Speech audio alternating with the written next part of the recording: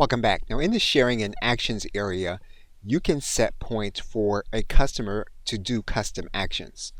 What we're going to do here is we're going to add a custom action. And we can do this for different elements of your business that you may want a customer to participate in. So for example, maybe you want the customer to join a specific group you have. What you're going to do is click Join, and you're going to place the action here in this area, and then you're going to give the individual a specific area in which they can do what you have asked them to do. You're then going to give them additional points. What you're then going to do is you're going to write in instructions. Once you do that, you're then going to go to the next phase of the custom action creation.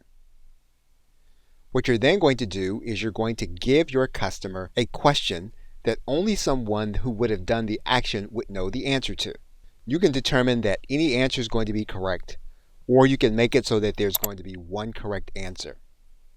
What you're going to do here is you're then going to add the answer. And you're going to type the answer here in this area. Now if the customer actually gets the question wrong, you're going to make it so that they get an alert. You can write what that alert is going to be. Once you've done that, you can then click the arrow. You can then customize the button. You can change the color of the button.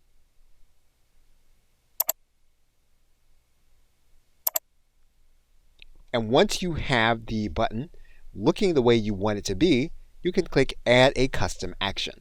And basically what you have now done is you've created a custom action in addition to the social sharing that is available to an individual that will earn them points toward getting the reward that you have set up. Okay, so with that, thanks, and I will see you in another video.